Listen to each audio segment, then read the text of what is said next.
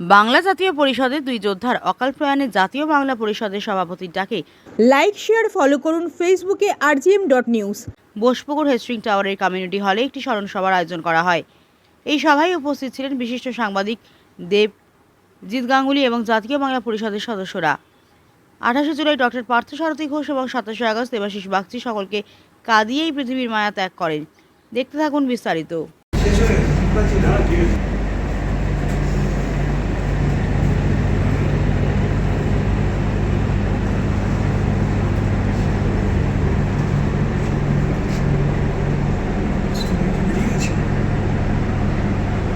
চলে গেছে তোমাকে প্যাকেট দিয়েছে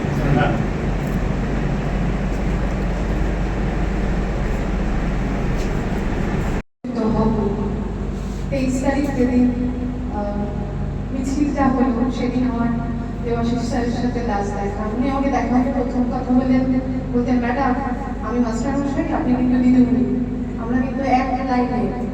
হ্যাঁ হ্যাঁ। এবং সব থেকে বেশি আমার অবাক সেদিন আমার শেষ কথায় যে নূর ভাই আর দেবাশিস বাবু দুটো অটোতে স্লোগান করছিলেন, আমাকে দেবাশিস বাবু ডেকে একটা একটু উচ্চারণের ব্যাপারে খুব মানে অ্যাপ্রোপ্রিয়েট থাকতে নূরকে আমাকে একটা কথা বলতেন। আমি ওটাকে নূর ভাইকে বললাম, আবার আমাকে জিজ্ঞেস করলেন বলেছেন তো? হ্যাঁ বলেছি। আপনি উনি কাশছেন, আমার বোতল থেকে আমাকে জল দিলাম। যখন আমি খবরটা পাই মানুষ এভাবেও চলে যায়, কারণ আমার মাকেও এই 2 ঘন্টা আমার মায়ের সাথে আমি 4:20 কথা বলেছি, 5টা 5 আমার মা নেই, সেই খবর আমি পেয়েছি। সুতরাং যে বাড়িতে ঘটনাগুলো ঘটে সেই বাড়ির মানুষদের উপর কি যায়। আমরা এই মুহূর্তে পেয়ে গেছি বিশিষ্ট সাংবাদিক দেবজিৎ গাঙ্গুলি দাদাকে, কথা বলে নেব। আচ্ছা, আজকে স্মরণ সভা কি বলবেন? স্মরণ সভায় তো বিশেষ করে বলার কিছু থাকে না, মূলত একটা স্মরণ করার বিষয়।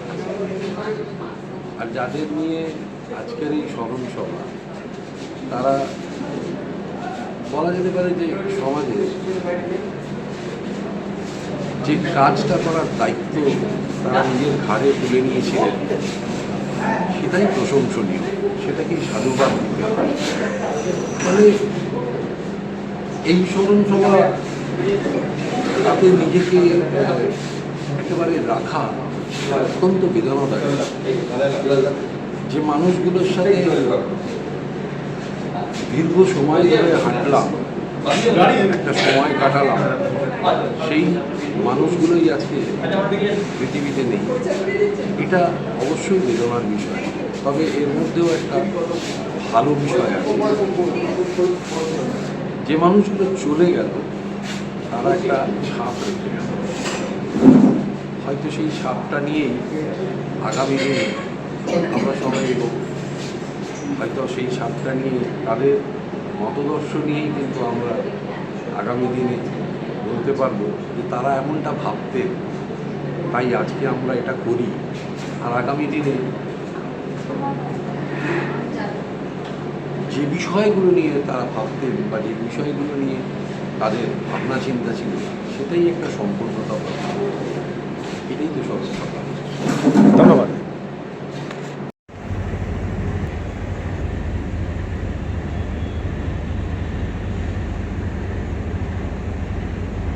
তারপরে এই মাসগুলি তোমার সঙ্গে সম্পর্ক, এই 2 মাসের মধ্যে একটা টালিগঞ্জ থেকে একটা পদযাত্রা হয়। আমাদের সে বিকাশগুলোয় চল না, আমাদের সঙ্গে অনেক লোক আছে, কেন তুই এরকম করছিস, চল।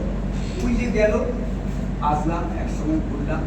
তারপরে এখন সেদিন বাড়িতে আসে। আমি যেদিনকে এই ঘটনাটা ঘটে সেদিনকে গণসংযুক্ত ছিল। আমি গিয়ে বলবো এই দেখ আমার মেয়ে না এই প্রসাদ এনেছে খালি বলে, ও ঘরেতে কথা। তখন ডাক্তারবাবু ফোন করেছিলেন, ফোনটা আমার ফোনটা ধরিয়ে দিল। আমি চলে গেলাম। ঠিক 1:13 আমি ইন্দ্রিজবাবুকে ফোন করলাম, করার পরে 1:13 পরে মিনিট 20 পরে ওনার বাড়ির যেয়েছিল বয়স্ক একটা ভদ্রমহিলা ছিল, ছুটে গিয়ে বলছে দাদা তাড়াতাড়ি চলো, দেবুকে পাচ্ছি। দেখ কী বাড়ির কথা বলছো। আমি একটুই বললাম, ঘুমোতে বললাম, বাইরে বাড়ির কথা বলছিলাম, তুই বাড়ির কথা যাও তো, বয়স হয়ে গেছে বলে আমরা বাগান টাগান খুললাম। পুকুরটার কাছে যখন গেলাম দেখলাম নিস্তব্ধ, কোন কোনো কিচ্ছু নেই। একটা জিনিস পড়ে গেলে ভিড় মারলে পুকুরে বজ করে উপস্থিত 10-12 জন আছে, হয়ে গেল। হওয়ার পরে একজনকে রাস্তা দিয়ে ডাকা হবে, একটা চেষ্টা তিনটে ঘাট মানে সামনের পরে ওর যখন পাটা তুলেছে তখন আমরা মানে হাত পাত কাঁপছে, বসে বলবো আমি একজন সুগার রোগী, বিরাট ভালো ধরনের সুগার। তা আমরা দেখে তারপরে ফোন নাম্বার নেই ছেলের বা ওদের বাড়ির কারণে যেমন ফোন নাম্বার ছিল না, আমি ফোন করে দেওয়ার লাস্টে বলছি ফোনের ব্লকটা কী করে খুলবো, বাবুরা ফোন করলাম। তারপর ওকে বলা ওকে ফার্স্ট টাইম জানালাম, তখন একটা বাজে দুর্ঘটনা ঘটেছে। কী বাজে কথা বলছে, দুর্ঘটনা ঘটেছে। যাই হোক, আমার কি বলার নেই। আমি খুব এখনও ওনার কিছু কাজ মানে অসম্পূর্ণ রেখে দিয়েছি। আমি পারিনি তো যে আদর্শটা দিয়ে আমাকে বলতে হয়ে যায়, যা করেছিস করেছি। এবার লাস্টের দিকে একটু আসেনি, জাতীয় বাংলা পরিষদের মিছিলেতে আমি এসেছি ছেলেকে নিয়ে, এবং ইন্দ্রজিৎবাবু আমার পাশে খুব সাপোর্ট করে। আমিও ইন্দ্রজিৎবাবুর সঙ্গে করে তবে ডাক্তারের সঙ্গে পৌঁছে আছি। আশা করছি ও যে আমার ছোটোবেলায় গুলি খেলার বন্ধু ছিল, যেভাবে গুলি দিয়ে গুলি মারে, আমরা সেইভাবে আমাদের বাংলা পরিষদকে আস্তে আস্তে আস্তে 1 থেকে 100 করে নিয়ে আমরা এগিয়ে যাবো। এবং আমি ওর দিকে তাকিয়ে, হয়তো আপনাদের সভাপতি আছে, ইন্দ্রজিৎবাবু আছে, দাদারা অনেকেই আছে, আমি ভাঙড়ের বুকে একটা ভালো থেকে অনুষ্ঠান করতে চাই। সেদিনকে যেন ওই ফটোটাকে স্মরণ সভা প্লাস একটা ভালো অনুষ্ঠান আমি করে করব। আমি চেষ্টা করবো কীভাবে নূর ভাইয়ের সঙ্গে কথা বলি, যে নূর ভাই করবো না করবো। আমি লেখাপড়া জানি না, মূর্খ মানুষ, গ্রামের একটা ছেলে, কিন্তু চেষ্টা করবো সংগঠনকে যতটুকু পারি ওর মুখের দিকে তাকিয়ে। পরের বৃত্তি পশ্চিম ওয়েস্ট বেঙ্গলের মধ্যে বৃত্তি পরীক্ষা ফার্স্ট, এইটা আমাদের যখন পরীক্ষা তো এইটা পশ্চিমবঙ্গের মধ্যে ফার্স্ট।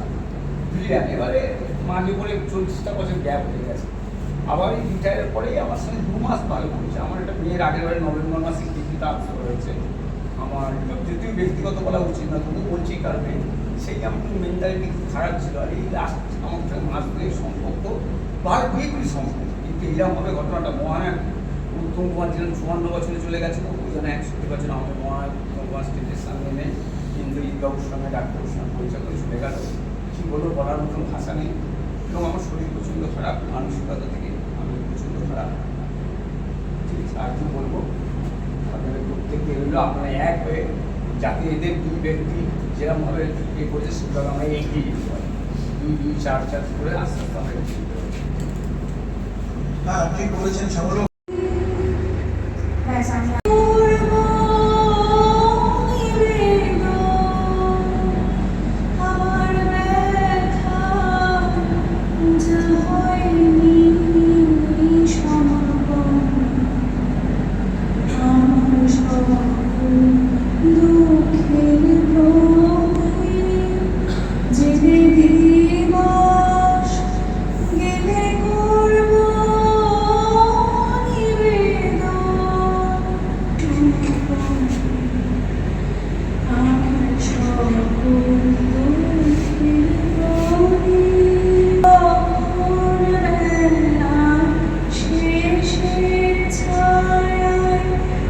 সলিউশনের সাথে আমরা বিভিন্ন নামি দামি ব্র্যান্ডের সিসিটিভি ও সিসিটিভি সংক্রান্ত যাবতীয় অ্যাক্সেসরিজ বিক্রয় করার পাশাপাশি সার্ভিসও প্রোভাইড করে থাকি।